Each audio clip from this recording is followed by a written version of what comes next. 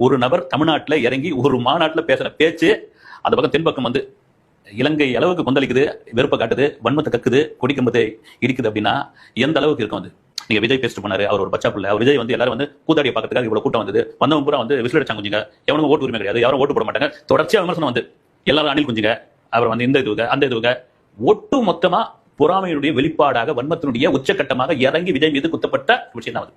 இது காரணம் என்னன்னா, நான் திரும்ப சொல்றேன், இந்த கட்சி அந்த கட்சி இல்ல, தமிழக அரசில் உள்ள ஒட்டுமொத்த கட்சிகளும் விஜய் மீது ஒரு பெரிய கோபத்தில் இருக்காங்க. அந்த கோபத்தினுடைய வெளிப்பாடு இன்னொரு பக்கம் இலங்கையில, அண்டை நாடான இலங்கையில வந்து வெடிச்சிருக்கு. என்ன நடந்தது அந்த வீடியோ பார்க்கும்போது இலங்கையில் உள்ள சில நண்பர்கள் கேட்கும்போது சொன்னதுதான், இந்த 2வது மாநாட்டில் விஜய் பேசின பேச்சு வந்து கச்சத்தீவை மீட்போம். தமிழக அரசியலில் யார் வந்தாலும் வைக்கிற முதல் விஷயம் என்னன்னா, கச்சத்தீவை மீட்போம், கச்சத்தீவை மீட்போம், கச்சத்தீவை மீட்போம். அது கூட யாரும் அரசியல் பண்ணிருக்காங்களா? ஒரு லெட்டர் பேட் கட்சியோட இருக்குங்க, அவங்க வந்து பேசும்போது பாத்தீங்கன்னா கச்சத்தீவை மீட்போம் நாங்கள் அப்படின்னு ஒரு குரல் கொடுப்பாங்க. வந்து அதான் விஜயம் சொல்லியிருந்தார், கச்சத்தீவை மீட்போம் அப்படின்னு. அவங்க சொன்ன குரலை தாண்டி இவர் சொன்ன குரல் இலங்கை வரைக்கும் போய் படிச்சிருக்கு அப்படின்னா அந்த குரலுக்கு எவ்வளவு பெரிய ஸ்ட்ராங்கான ஒரு விஷயம் இருக்குது. எம்கே, ஏடிஎம்கே, மதிமுக, நாம் தமிழர், அது இது பாமக எல்லா கட்சி சொல்லிட்டே போகலாம். வந்து எல்லாரும் இதை எடுத்தாங்கல்ல. அப்பெல்லாம் கொந்தளிக்காத அந்த அண்டை நாடு விஜய் சொல்லும்போது கொந்தளிச்சுட்டு விஜயோட ரசிகர் மன்றம் இருக்கக்கூடாது, நற்பணி மன்றம் தாவேக கொடி இருக்கக்கூடாது, எல்லாத்தையும் ஓகே தூக்கி தூள் கிடப்புங்க. உச்சக்கட்டமா எங்க போய் நின்றாங்க தெரியுங்களா?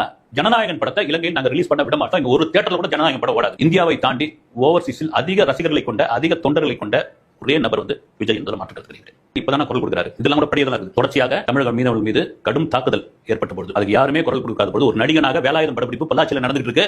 நேரா கிளம்பி நாகப்பட்டினத்துக்கு வந்து ஆன் ரோட்ல வந்து நாகப்பட்டினத்துல திடீர்னு ஒரு கூட்டத்தை ஏற்பாடு பண்ணி, அது எந்த மெயின்ஸ்ட்ரீம் மீடியாவில் அந்த வீடியோ இல்லைங்க. வந்து ஒரே யாரோ அப்ப அந்த காலகட்டத்தில் வந்து செல்போன்ல ஒரு வீடியோ ஒன்று மட்டும் தான், அது மட்டும் தான் வைரல்.